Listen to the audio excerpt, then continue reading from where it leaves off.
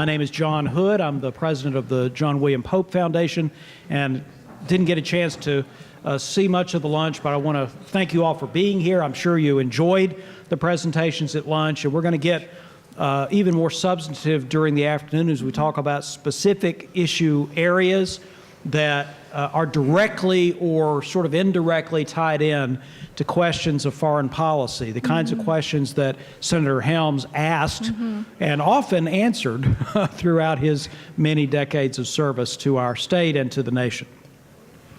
What we're going to do is have a series of opening remarks from our three panelists today. This topic is America's energy future, and we've assembled three wonderful panelists for you that are going to give you some different perspectives on the issue. I'm going to ask them a series of follow-up questions and see where we go with that. But we are going to reserve about 15 minutes at the end of the session before we break at 3 o'clock. I think it's 3 o'clock that we break. We're going to give a few minutes for you to ask some questions as well. We have a microphone in the back, and we'll encourage you to use it at the appropriate time. So let me first introduce our panelists. And I'm going to suggest that it's in the order in which they will speak, and we'll just see if I get like unanimous consent to proceed accordingly. So Sarah Hunt is the co-founder and CEO of the Joseph Rainey Center for what's the name, full name of Joseph Rainey Center for Policy for Public Policy. She started that relationship some time ago, but until Friday, directed the Center for Innovation and Technology at the American Legislative Exchange Council. Her policy work is long focused on free market solutions for our energy future.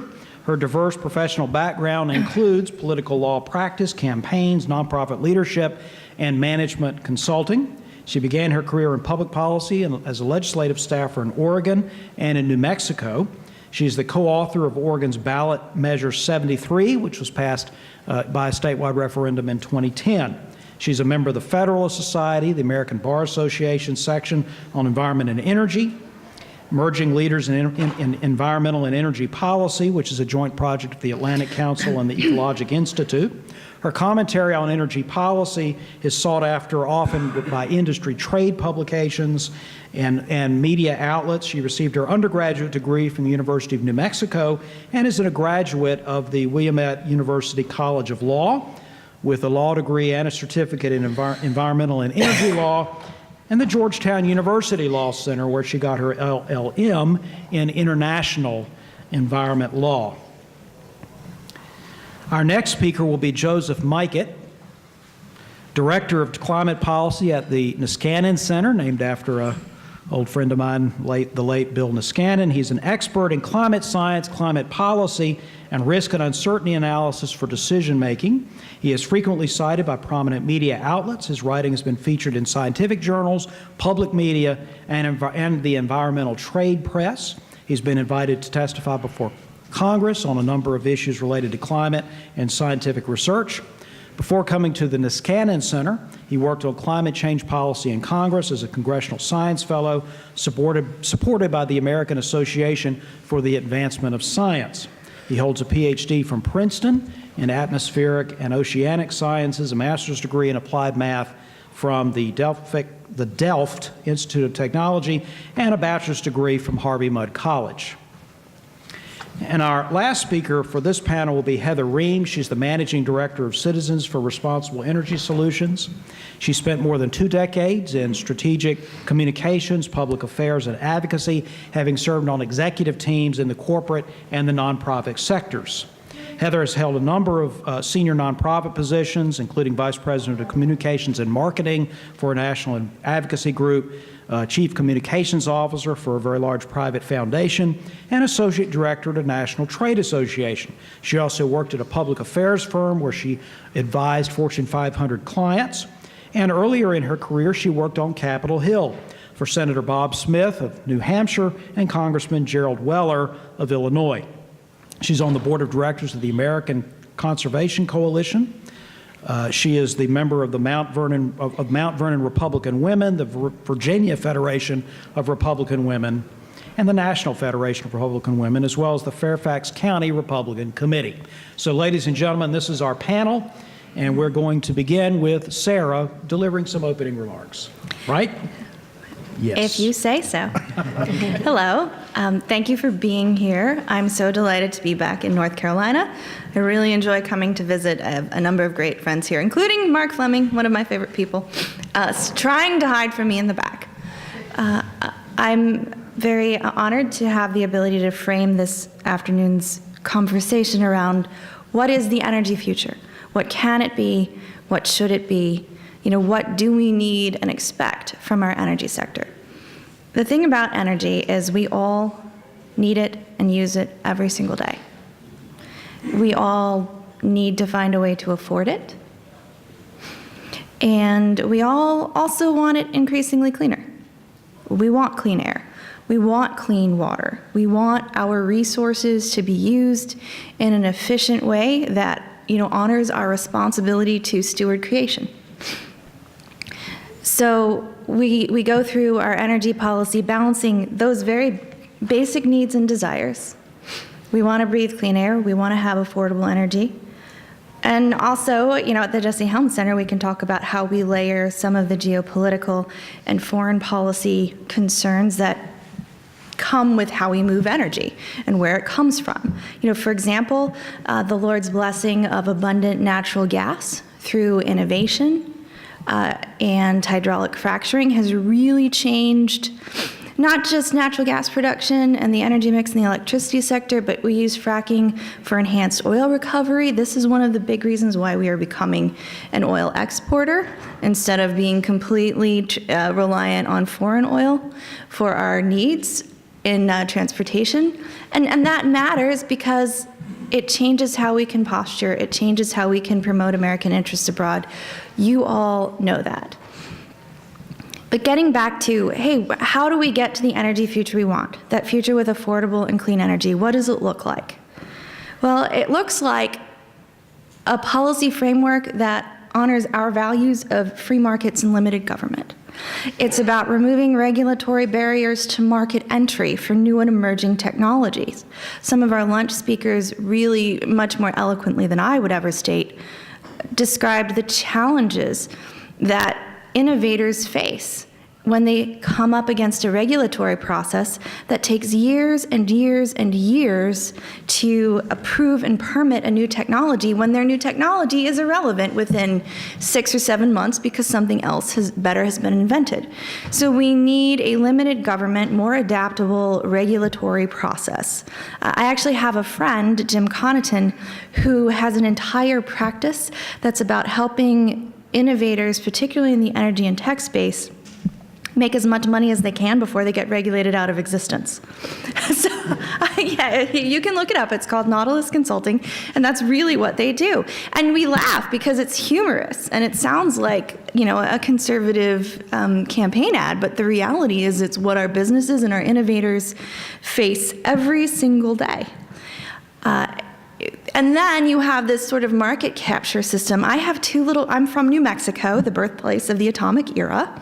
Can I tell a bad joke? Why do you think New Mexicans see so many aliens and UFOs? Nuclear fallout. The struggle's real.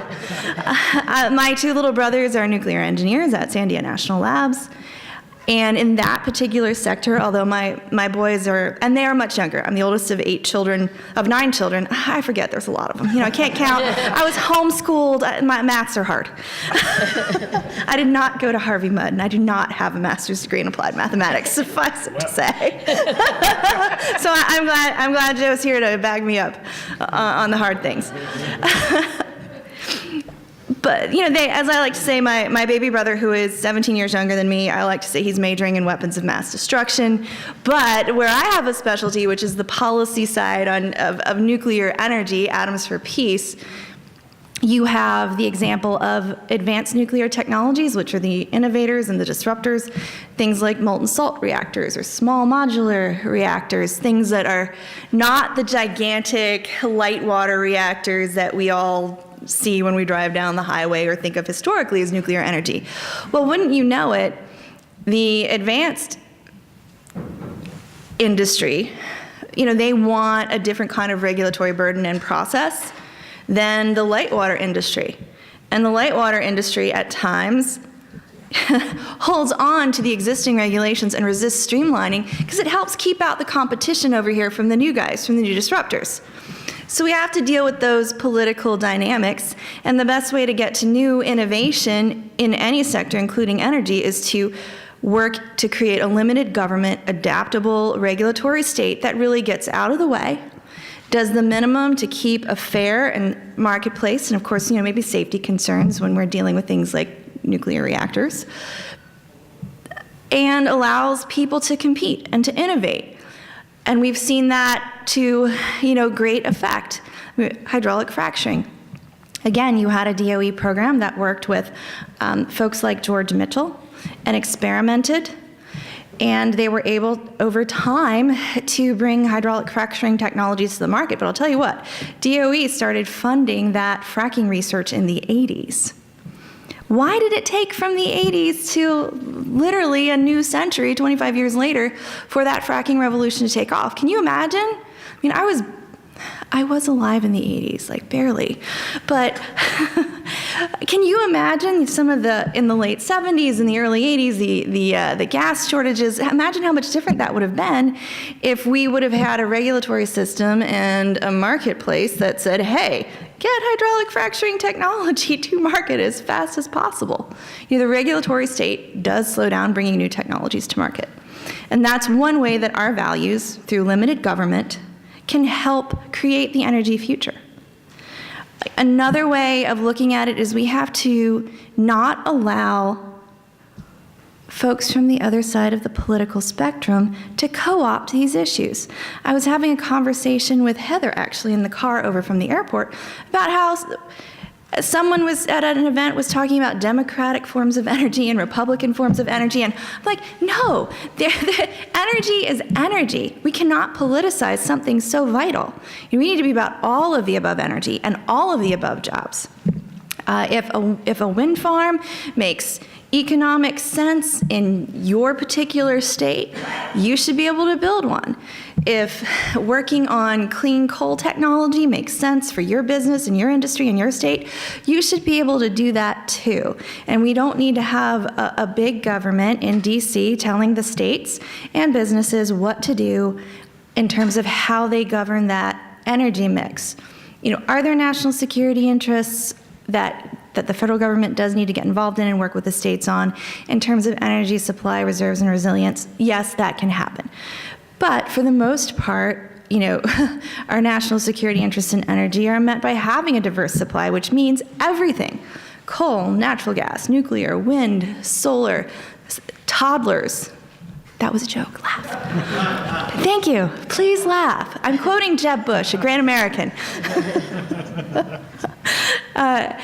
We've got to embrace that, and we cannot allow certain partisan interests to co-opt this vital issue by shrinking back and saying, well, we're the party of coal and we're the party of dirty energy. We're not. Conservatives are about a level playing field, about businesses and individuals being able to compete. If I can use a dangerous example, can I use the C word? Carbon. Did you know that right now the global supply chain requirements for Target and Walmart are arguably reducing carbon emissions more than any regulation that I've ever encountered? And these are voluntary. And Target and Walmart aren't doing that because they're a bunch of tree huggers. They see efficiencies and cost savings involved. When you use less energy, you save money on your electric bills. I think that's a conservative idea. We're the party that likes to save money. Can I talk in these? You're a C3. Am I allowed to talk like this here? We'll see. Okay. All right. I'm glad Lois Lerner is no longer with us.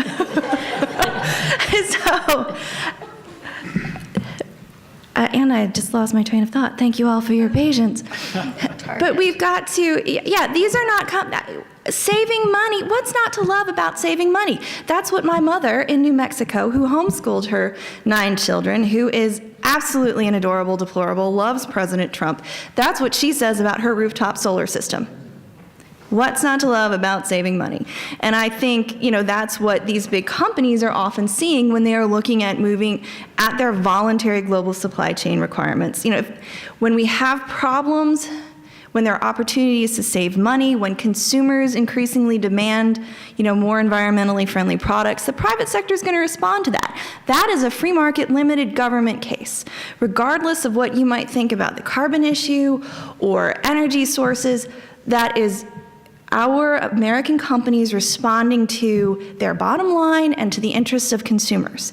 And the best way to allow that to happen isn't a bunch of new regulations, isn't a bunch of new mandates. It's simply let things go. Americans innovate. We have led the world in creating new technology for many decades, and we should continue to lead and continue to have a robust free market economy that fosters public and private partnerships, that fosters private sector innovation, and goes in that direction. All right. Thank you.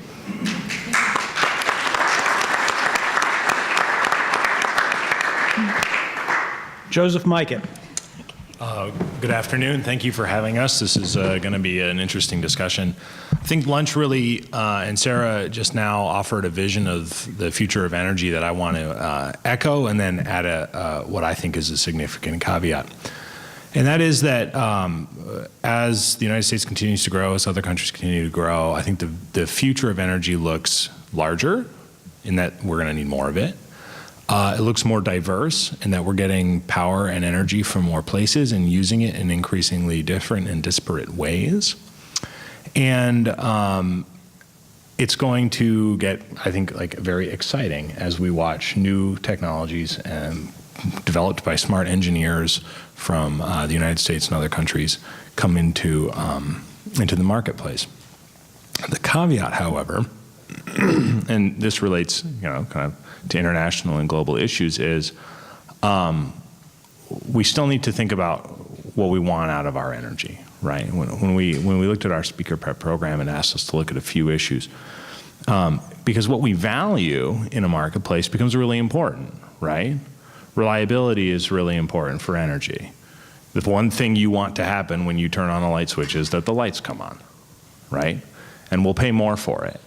So reliability is, kind of affordability is subservient to reliability because we need the stuff, right? Affordability is important because as an input to almost every economic activity, energy helps us move stuff around. It keeps us cool in the summer, or warm in the winter, protects people's lives, keeps food from going bad, keeps medicines from going bad.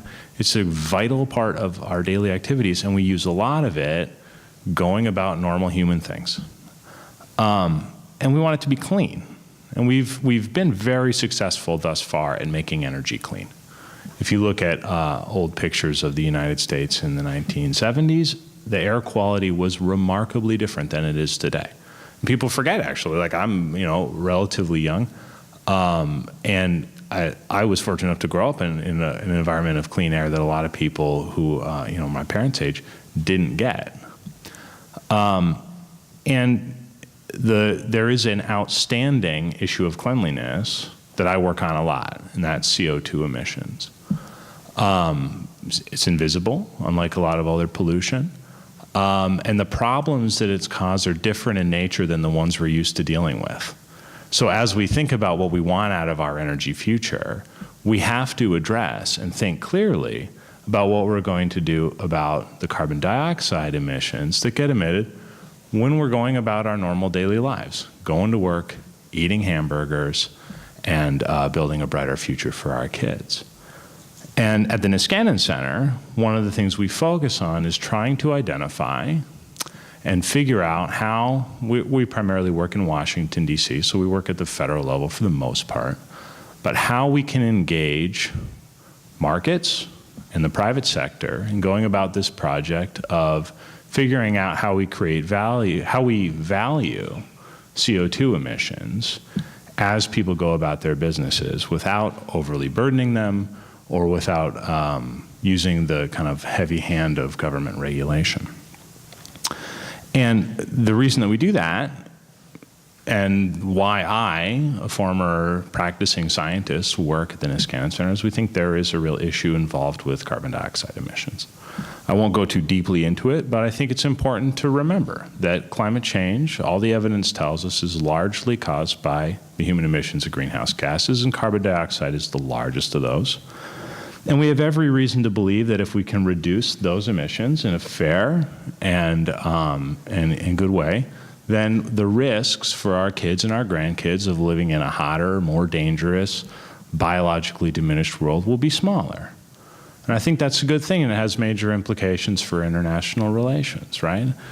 Climate change is not just a problem of polar bears drowning in an ice-free Arctic. It's about shifting geopolitical conditions. It's about food shortages. It's about migration out of warm countries in Africa and Southeast Asia. Part of creating this world that we want, which is stable and free and laden with opportunity, in my view, is taking care of this CO2 problem fairly. So we don't really know how this is going to shake out, but when we look at the energy future, that's a big part of what we work on in Niskanen, and we think there's real value to thinking about how do we generate clean energy using government policy without sacrificing the economy or overly burdening our innovators. All right. Thank you very much.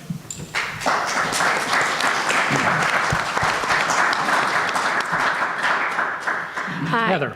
Yes, hi. Hi, I'm Heather Reams, and I'm the Managing Director for Citizens for Responsible Energy Solutions. I'm a native Virginian, so I grew up in Virginia Beach, Virginia, so right on the border, right to North Carolina. I came down to Raleigh and over to the Albemarle Sound as a kid all the time, so I kind of have it as my second home is North Carolina, so thanks for having me. Great panels and discussion. I think we're going to disagree in some pieces here, but I'll give you like the high view, and then we'll probably get into the fun, the boxing gloves a little bit, there. So I'm not an energy professional. I'm born and raised, I said, in Virginia Beach, Virginia. I worked at a surf shop, ran off to the University of Washington to figure out what I wanted to do. I thought I wanted to do international relations and something with Asia. It sounded interesting. Kurt Cobain killed himself, and I decided I didn't want to do international relations. That's really what happened. I went, you know what, let me go work for an intern in a senator's office, Senator Gordon, and let me see if I like this political bit. And it was cool. He didn't have any jobs in Washington State for me, but he said, well, let's try to see if we get you something in Washington, D.C. So off I go to Washington, D.C., not far from home. So it seemed like a safe move after college. And ended up opening mail for not Senator Gordon, but another senator, Senator Bob Smith, who actually was a very good friend of Senator Helms. So they were very close, and I got to know Senator Helms. But how I picked Senator Smith and others was I was trying to find the most conservative members in the Senate because I was so sick of the liberal politics in Seattle, Washington. So I just needed a shower or something clean, just like to get away from it. So, and I've been in Washington, D.C. for 25 years. I'm a mom. Wait a minute. You went to Washington to get clean? No, I know, D.C. It was swampy. After Seattle, Washington, let me tell you what, I was one of the few females who shaved. So. I lived in Oregon for 7 years, and I echo what she said. I also had to move to D.C. to get a shower after that. Solidarity. Yeah, John, you bring a good point up. Washington. I wouldn't say that now, but so I've been there for 25 years. I'm a mom of 2 kids. I'm a retired Air Force colonel's wife, and I'm active in local politics as a Republican. I've been a Republican all my life. So I've been in Washington doing like political stuff, right? Hired something blows up and they're going to get hauled before a committee and do something. I'm going to kind of mitigate that. I was crisis communications. I worked on a lot of things having to do with Republicans and protecting Republicans and the conservative message and agenda along the way. And I say all this, not to talk about myself, but to give you a perspective as Republicans, as conservatives. how important energy is and how politicized it's become, and how we have to take it back as our issue.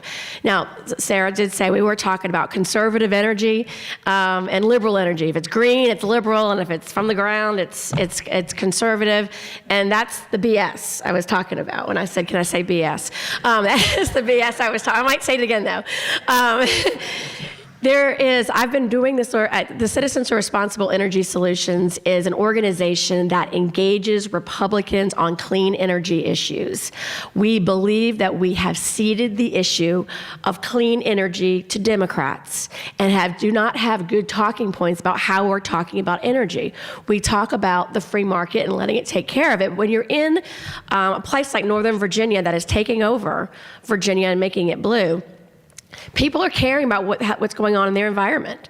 Voters increasingly want to see that. It is hard to get 50+1 Republicans. How are we going to attract millennials into our party? How are we going to attract moms like me who want clean air and clean water? I mean, we're not against clean air and clean water. We don't want a polluted society like we saw in the 70s.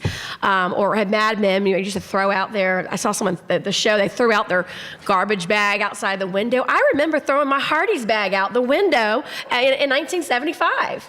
So, I mean, we've come a long way.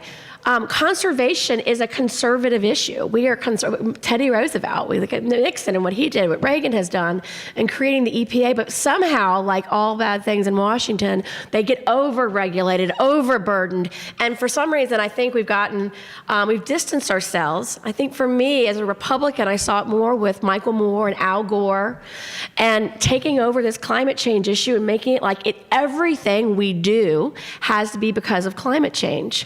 And we saw that the last 8 years with President Obama. Everything led back to climate change, and it was for throw out economic interest for the benefit of, my God, climate change. I didn't really care about climate change until a couple of years ago, and I wasn't really sure whether or not I believed it was real or what's happening, because I don't want to be arrogant enough to think I understand what the world has done in the last several million years. It's cooled and it's warmed. We do know that CO2 absolutely is a contributor, and it's a greenhouse gas, and we need to do something about it. We absolutely need clean energy. We absolutely need to have clean air and clean water. How can we get there more easily? Clean energy is a great way to get there. It is not a Republican or Democrat issue. It is a bipartisan issue. And Republicans need to engage on this issue. Why? A couple of reasons. Of course, we'll talk about national security. Being an energy independent economy is critical, and we know that. We've gone to wars for energy. We know this.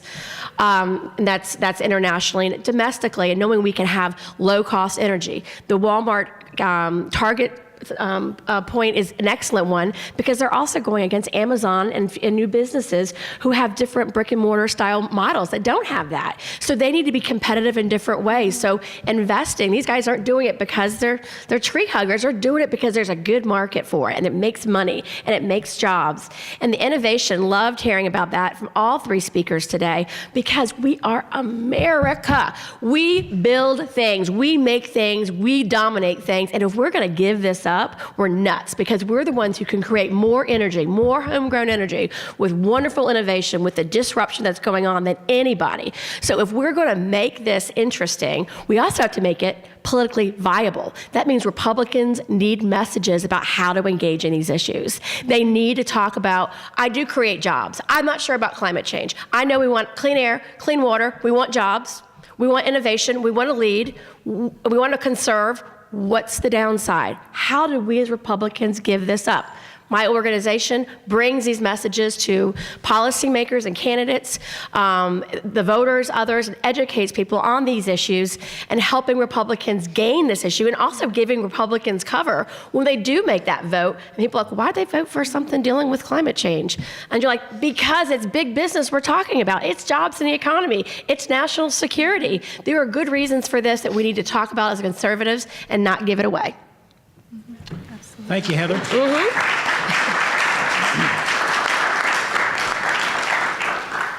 Okay, so I'm going to ask a few questions of all the panelists. If you could chime in and sort of see who is the most eager, and I'll try to traffic cop it. But I want to start out with where you just ended. and that is discussion about clean energy. I'm curious to know more about exactly what that is. And what I mean by that is, I'm pretty sure that term includes wind and solar. I'm not sure if it includes nuclear. Mm-hmm. I'm not sure if it includes natural gas, which in North Carolina and most of the rest of the energy market is the big story right now, is the decline of coal as 20 years ago it was by far in North Carolina the primary electricity generator.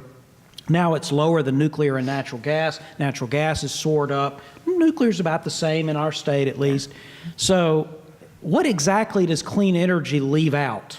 Coal? Or does it leave out all fossil fuel? Go ahead. Thank you. I like going first.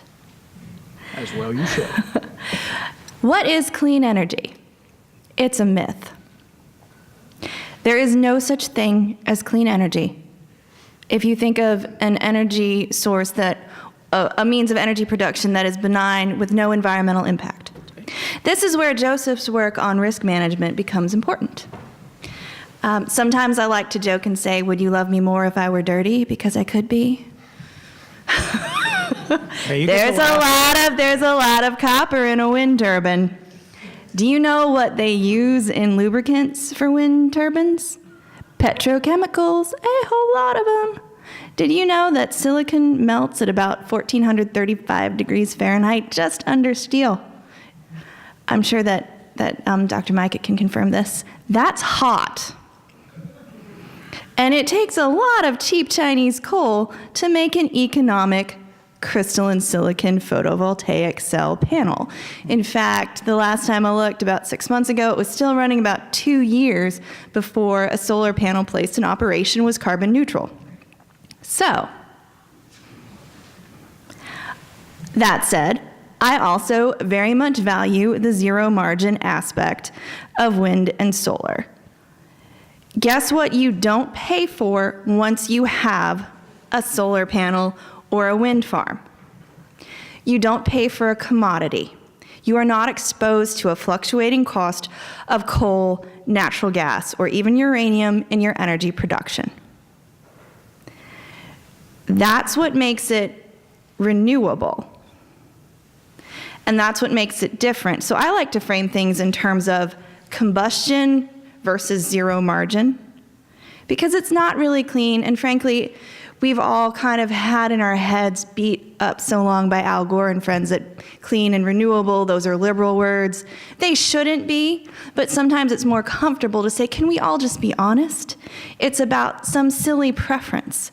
But it's a great thing if you can put solar panels on your roofs and not have to pay for coal as part of your electricity generation. It's also a great thing that we recognize the need for baseload reliable electricity. Sometimes the sun doesn't shine. And there's a new technology called the alum cycle, for example, being pioneered by a great North Carolina company, 8 Rivers Capital Management, and they have a subsidiary, Net Power.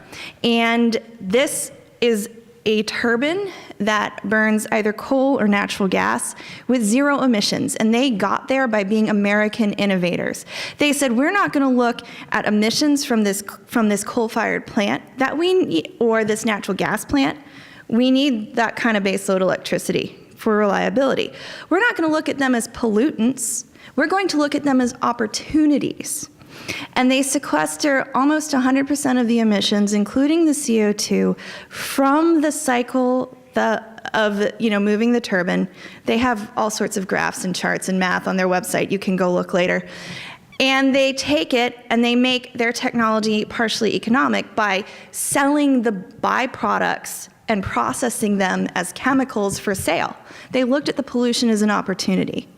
And that's the kind of thinking that we need to get to for our clean energy future, and thinking about clean energy, not about what source, but about the opportunities that are there and the benefits of zero margin versus combustion, and when and where it makes sense for which communities.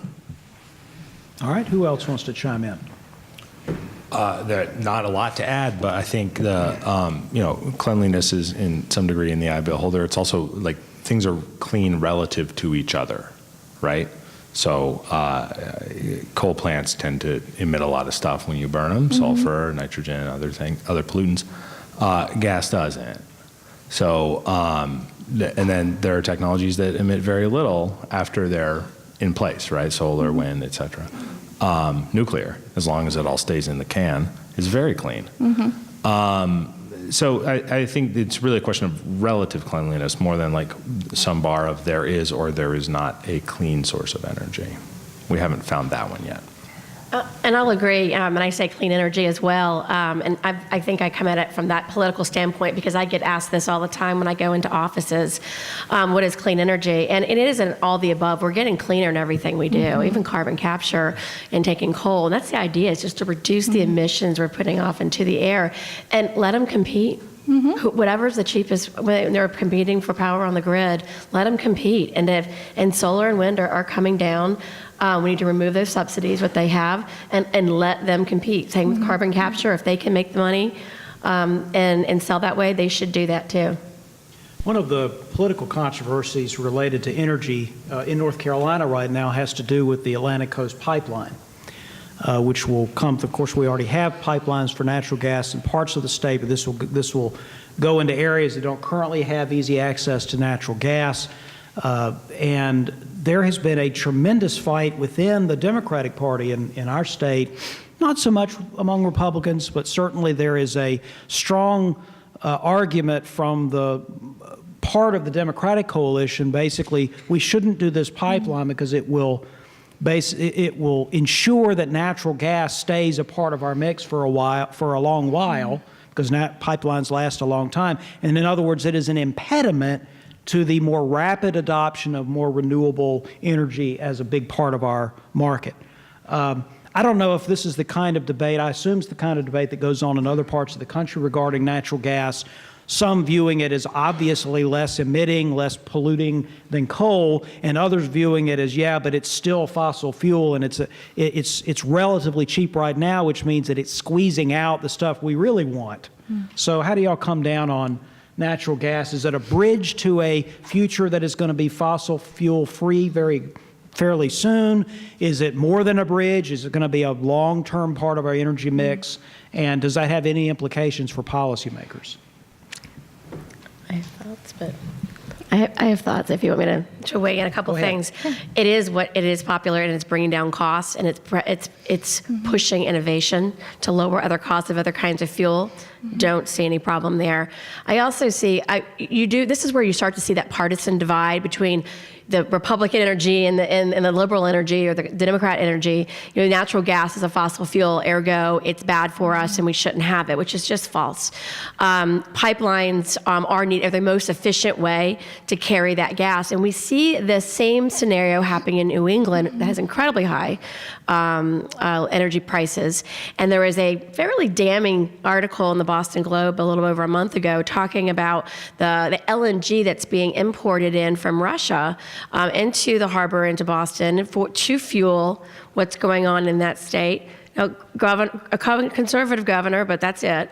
And they are polluting. They're in the Arctic. They're killing polar bears. They're killing baby seals, apparently trying to get out of Russia, going all the way across the country to get LNG to come in to fuel that cold time there in New England. They don't have a pipeline. They don't have a pipeline, so they must be doing something right because that's evil. But to do all that other stuff is okay. I mean, that's the craziness of how convoluted and bastardized this debate has gotten. You feel good because we don't have a pipeline. To what end? Right. So, and you see those. I know that, and I'd say the same thing here in the Mid-Atlantic being from it. We've got to be realistic about where our energy sources are coming from now to lower costs. And I think the pipeline situation is a good example of conservative values and how we have allowed this to become a partisan issue. Because traditionally, one of the things that we care about as conservatives are property rights, particularly as they relate to environmental matters. I like pipelines in general. I think, they are absolutely necessary, especially for many things. And we have a lot of pipelines already. I will say I have a relative who is a litigant in a lawsuit to prevent a natural gas pipeline in New England because they want to put it through their farm. And my relative doesn't want that. It is their farm. It is their property. So as conservatives, we tend to like property rights. And if we're going to come and go to my relative and say, well, for the good of the community, you need to let us put a pipeline through here. We have to have an appropriate, respectful process. And that's just one way we allow the issue to be co-opted. We allow the left of center to stand up and say, well, we don't want pipelines because of fossil fuels. When, really maybe it's a property rights issue that needs to be balanced out. And on the right, we're about property rights. Another example in this case, obviously, is natural gas specifically.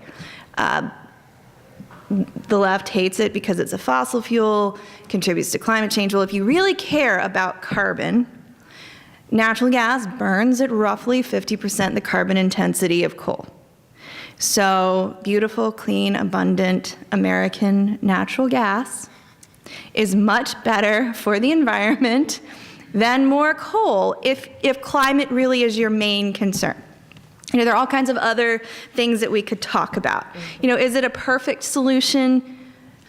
No, but it is better. And then again, this is where we allow the issue of energy and the environmental impacts around energy to be taken over by the left of center and walk away from a good chance to point out, rightfully so, that an American fossil fuel natural resource could be a global bridge solution for climate change if that's what you really care about. Any additional thoughts on the natural gas pipeline question? No disagreement here. I don't think a restrictionist perspective is the right way to go, whether you care about climate or the people of North Carolina turning on the lights and warming their houses or cooking or whatever. Well, then let's talk about renewables a little bit. It has certainly been a political debate, roiling political debate in North Carolina for years. North Carolina and some other places have adopted formal, mandatory renewable energy portfolio standards. They require the electrical grid to be fueled by a minimum percentage. It's graduating over time of solar, wind, and biomass and other things, and a combination with energy efficiency gains. So this is mandatory, not voluntary. Is that the right policy to pursue to head us towards a brighter energy future, to have mandates for renewable energy usage? You know what's mandatory and not voluntary in this state? Your electric provider. And I'm going to say I am personally, speaking for Sarah Hunt, agnostic on a mandate when you are in a regulated state where you have monopoly utility companies and there's no market entry for new technologies other than a government mandate because you have a regulated monopoly as your electricity provider. In a perfect world, that is not the scenario you are looking at. Is this like too particular? No, we want to hear particulars. Yeah. So my answer, if you were a deregulated state with, competition and where you don't have the monopolies controlling your electricity market and where you have the different sources of energy competing, I think mandates are a really bad idea there. And I think in general, they're a bad idea. But if you have an important segment of the economy that is controlled entirely by one company, where the government tells them what they can charge you, okay, where you don't have a choice. There's no, where are the market incentives for those companies to explore new technology? How does someone who has a new energy generation technology break into that market? You can't. The monopoly controls everything and is incentivized to just keep things the way that they are. So I think that's probably, it's not the perfect scenario. But when we talk about mandates in energy. On the electricity side, I do believe we have to consider whether or not you're in a monopoly state or a deregulated state when you start going down that road. Because we know innovation and competition lead to lower prices for consumers and, more affordable, cleaner energy generation. And if you don't have that, and you really don't have it in your electricity sector in North Carolina, but you want market entry and you want things to be maybe a little more free, in kind of a perverse way, a mandate could, in a certain situation, be the more free market approach, because it allows market entry for new technology where it wouldn't happen otherwise. You're suggesting a little bit like in telecom, where you had the existing exchanges that everybody had to call through, but they were required to offer to allow you to go to different long-distance providers. I think that's exactly right. And earlier we had that with Ma Bell and the breakup, and now look at us. We're all walking around with cell phones and Right. doing all kinds of things. I worked on the Microsoft trial years ago. I was actually on the side of the government, which is not really a typical place for me, but Microsoft was a monopoly, had 98% of the operating systems, and they were controlling browsers, and there wasn't a lot. They had a barrier to us, introducing new technologies, and look at us now. Google wasn't around during the Microsoft trial in 1995. So, and look where we are now. The writing is on the wall for monopoly utilities, because that's where we've just gotten to, monopoly utilities. The writing is on the wall on this. We've already seen it with telecom, John, as you said. We saw it with technology in Silicon Valley, and we are going to see it again with, I hope that we do see it again with their utilities, and we start having choice. There's nothing more American than having choice. What role does nuclear play, do you think, in the future? We've seen a lot of developments recently. We've seen nuclear plants start construction and then not finish in a neighboring state, south of the border. It rhymes with us, but it's less prudent than we are on a variety of levels, but I don't remember the state.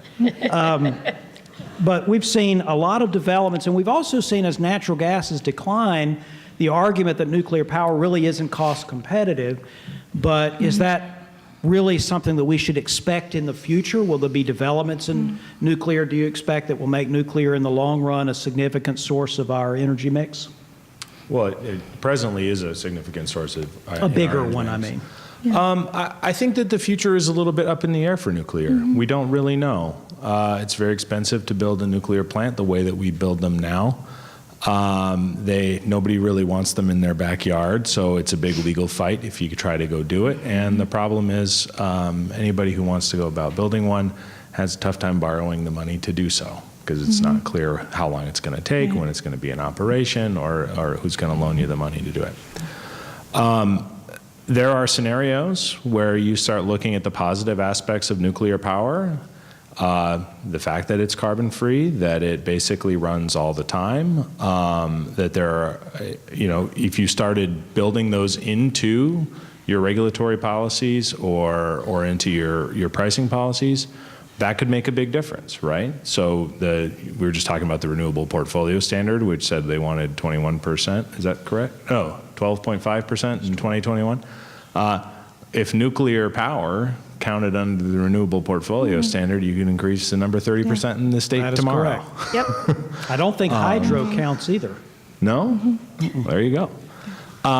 So it's a question of do we it's a question of do we choose to value these attributes, and what's the tool we use to value them? I think it's an important one.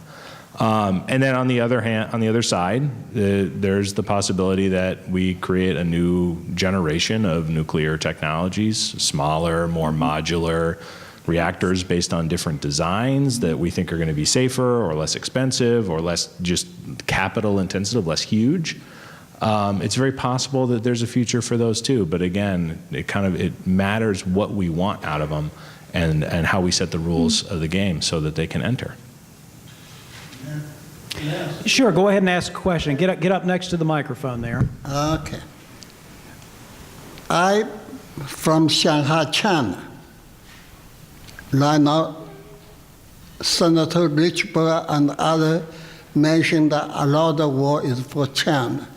Right now, solar energy area, I speak a little bit, 2 years. Used to be have one senator, Elizabeth Dole, have party. During the time, I think Cuba beginning to dig the oil, but America avoid because protect the fish, wildlife. But people very stupid. I tell the way Barbados also in here. I say, if Cuba make the war, dig the oil, America burying a lot of oil in the ground, there will be natural go to Cuba. They don't know, just like the blockage. America, I tell you, you are very lucky. America have the best resource, either in agriculture, more can be very rich ground, either in the underground, just like any kind of different kind of material. What's the question? The question is very simple. We are called the freedom first. Right now, why right now the president wants to change, beginning change, before involve aging. That way you cannot you find your money. You remember right now you're talking a lot about the power of the party. You know? Yeah. So that one thing is that once America have a lot of resource, once you're together, teach all people, just like North Carolina have a lot of resource. For example, just like the water is rain, can make the clean energy. Dam, you know the dam, you put it, can make that. A lot of only talking about the solar energy, sometimes no sun. Wind energy, sometimes no wind. Must be combined use. All right, well, I was going to ask a question. I was going to ask a question about that issue of how the different things could interconnect. Connect so- he mentioned the one. Right. Combine to use the energy. Right. So let's talk a little bit more about that question of this is always going to be a mix, we think, of different sources. So that make that all We got your question. We're gonna get back to the panel here, and what I want to ask is, and we sort of alluded to this at the beginning, and a couple of you mentioned it, but there are, of course, some national security implications from the different energy sources that one might use or not use. How much should that factor into decisions about, for example, favoring certain like renewable sources because you're not importing, or other kinds of sources, nuclear, as opposed to other things? How much does national security play into this, and how can you meaningfully use national security to sort of be a plus factor for or against a particular energy source, or should you? You shouldn't. The fact is, when you look at energy security, the definition widely accepted by academics is stable supply and affordable supply. And part of stability and affordability is a diverse supply. Imagine if we were drawing our energy from only one or two resources. If something happened in the supply chain for that energy, we'd be kind of in a hard spot.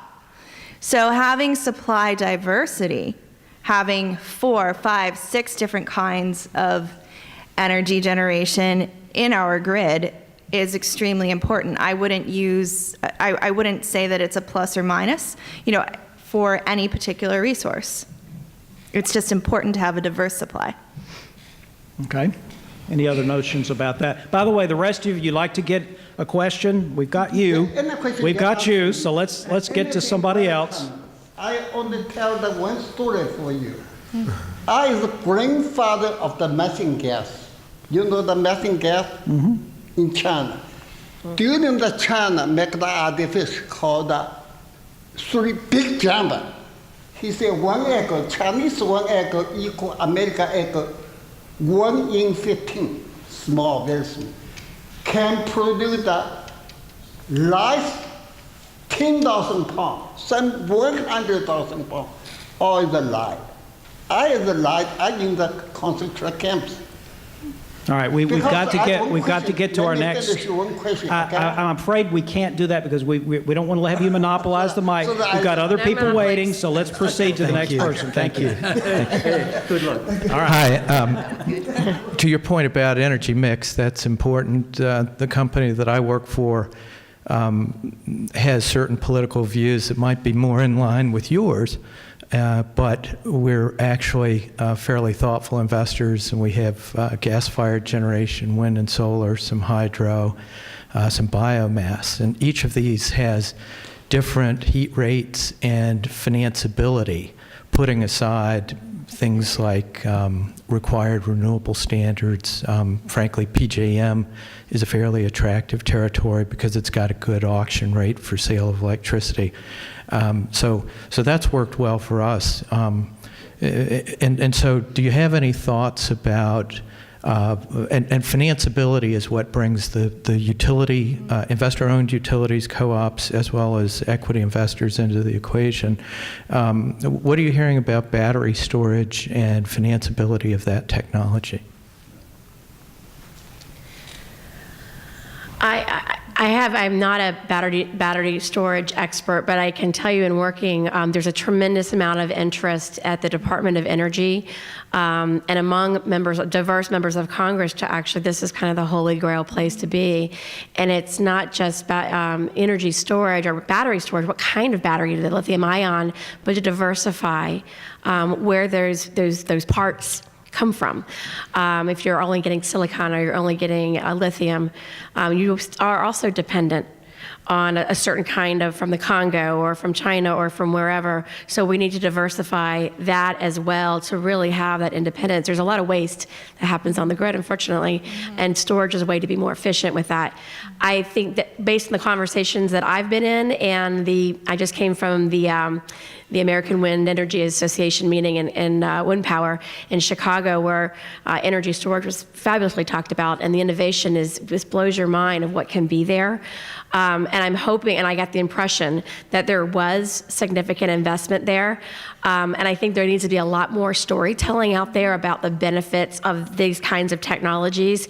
People don't understand energy overall. They don't understand the geopolitical pieces of it. They don't understand selling it on the grid and what it means, that lowering costs is a good thing, and people can make money off of it. They just want it on. They just want it to work. So I think there's a lot that can be done as advocates and that people like you in telling your story about why there needs to be benefits, why there can be incentives, public-private partnerships, or whatever it can be to open up these markets. That is really the future, and these storage pieces, a critical part of that. Not sure everyone gets it, though. I'm completing a white paper on state-level storage policy right now, so I've been knee-deep in this for a few months. The grid, traditionally, the way it works is you generate the electron and you transmit it and sell it at about the same time.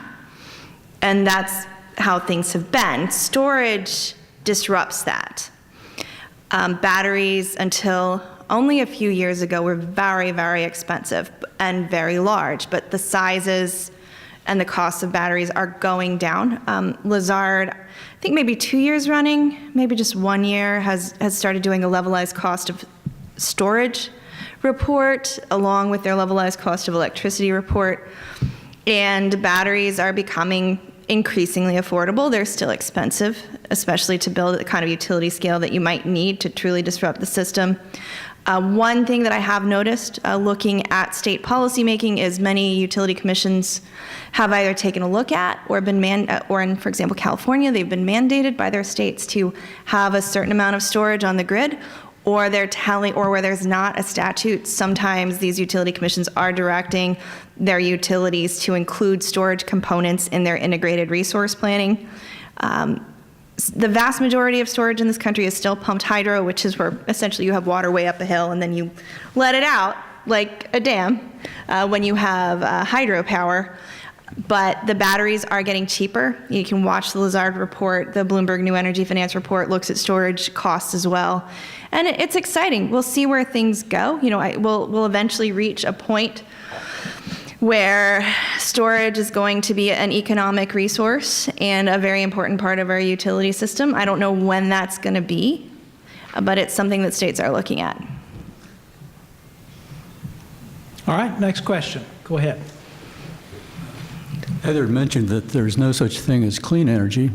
You're just talking about hydro, and that's what I thought was a counterexample to that. Also tide, energy from tides, and geothermal. I wonder, would you call these renewable, since they're really continuously transmitted or produced? Yeah, you said it wasn't clean, right? Different kinds Yeah. of, it's different. Yeah. Well, so for hydro, for instance, I think it's where you're looking at the energy source once the capital is done. So if you're thinking about hydro, you're thinking about also, as Sarah was talking about, when you have with the solar, for instance, and the panels and how much it takes to build that. Or for hydro, for instance, you're looking at tremendous amounts of cement to be able to create that way. So until it's used, it's not necessarily clean. We would contend in my organization that these are clean energy sources and that they are also renewable sources. Right. To me, the definition is not a political definition, but rather what's the cost of the commodity exposure? You know, are you combustion? Are you zero margin? Do you use a consumable resource in the generation of that power? I'm from New Mexico. I'm from the American West. Do I think that hydropower is essentially emissions-free power? Yes, but water is expensive, and it costs something. So I'd have to think about whether or not I truly felt from a commodity exposure perspective, whether or not hydro is renewable and will remain so. It's certainly, you know, as close to zero emissions as we can get for electricity generation. I think so for me, the distinction really is, am I buying coal? Am I maybe paying for water rights? Does the water cost something? Am I paying for natural gas? Am I paying for uranium versus am I not paying? Am I going on wind and sunshine? Can I generate it without being exposed to that cost? That's how I look at it, and I wouldn't even say the word renewable. Yeah, cleaning up the rhetoric. Right? I mean, I believe in science and everything, so. Why can't we just say they have appealing attributes? Right, exactly, exactly. Because that's not the way the political conversation is structured. Yeah. You are renewable good, non-renewable bad. That's right. Go. My question is probably directed more to Dr. Majuk than the Mike others. is what I've been told. Yeah. The question now is the role we look at carbon dioxide. And for years, temperature drove carbon dioxide. And we're looking at carbon dioxide now as driving temperature. And we're getting carbon dioxide releases from warmed ocean waters. We're going to have a lot of solar activity, from what I'm reading, coming up that's going to affect temperature. Can we split out and educate people that carbon dioxide creation isn't all bad creation, that just nature does a lot of this, that we don't have any control over, and it has been driven at periods of time when we probably didn't even exist, and it still was up that level, and maybe get back to a more true scientific approach to we looking at this issue we're discussing? Yeah, sure. I try to do that all the time. I think, you know, this idea that, you know, we've overwhelmed the natural system with carbon dioxide emissions is true in a sense, but in a sense that you point out rightly is also a little bit dodgy, right? Like, carbon is just a basic building block of life, right? It comes into plant matter via photosynthesis, right? They pull it out of the air, they gather sunrise, they build plant matter, and that kicks off this whole ecology. That's also why we find it in fossil fuels, right? Because a bunch of little carbon and hydrogen bonds developed over a really long time under pressure deep underground, and we can get energy out of those when we burn them. I think the idea of returning to a proper, and in discussions about, you know, shall we treat carbon dioxide as a pollutant or not, How much do we know every emission of CO2 from every activity we do causes danger for people 1,000 years from now? These are really hard questions to answer, and the way that science is used in sort of political conversations is really degenerate basically everywhere. Science is a tool for informing what the outcomes of our decisions may be when it's used in public policy, right? It doesn't tell us what to do. It doesn't tell us how much we should worry about 2 degrees of global warming or 4 degrees of global warming. And frankly, it doesn't give us a great sense of what 2 degrees or 4 degrees of global warming look like to a person living in North Carolina or Washington, D.C. or Dar es Salaam. So, you know, I like to push, and I'm happy to, I want to have a facts-based conversation. I want to have an empirical conversation. But I'm happy to push the conversation beyond, you know, what are the kind of the scientific attributes of carbon dioxide to, like, what do we really care about, and what do we want out of our energy system? And it leads to a much more balanced conversation, I find. Any other comments on carbon? Carbon, good or bad? You know what I like to say? You know what's all natural and helps plants grow? Cow manure. And cow manure is great in some situations, and in my drinking water, it's a pollutant. Sarah, you're awesome. In my experience as a kid, it was also a handy weapon. But anyway. You know what? Hey, you know, cow manure for peace, my friend. All right, we've got just a couple of minutes, so one more quick question and answer. What are your thoughts on the hazards of methane leakage, recognizing that it is 80 times as potent as CO2 in terms of heat retention, and concern for global climate change? What are your thoughts regarding methane leakage with natural gas production? Yeah, we've talked earlier about natural gas. One of the controversies come up in North Carolina is, yes, it's got lower emissions than coal, but the pipelines could leak methane, and that would overcome the potential benefits, et cetera. So how much do we? I do know, I mean, I do know a bit about this because there is a CR, right, to pull this back. There are actually markets for methane. So yes, you're correct, there was leakage. And the flaring that can happen, the methane going in the air. Methane is dangerous. We don't want a lot of it in our air. There are corporations like Smiths, for instance, that have created great seals and ability to capture the methane and sell it on the market. So for me as a free marketer, your byproduct is also a commodity that gets pretty exciting. The challenge is that you don't want much methane in the air, and can you control it to a way that's fair and measurable and healthy for the people around you? They do it well in the West. There've been some issues, but they've been doing it better and better. I think it's less of a concern, but if you talk to the political left, it's a significant concern. I would echo what Heather said. You know, this is about being American and seeing opportunity. You know, looking at my friend Wiley Rhodes is a natural gas man from Oklahoma. He has developed a technology that captures those methane flares.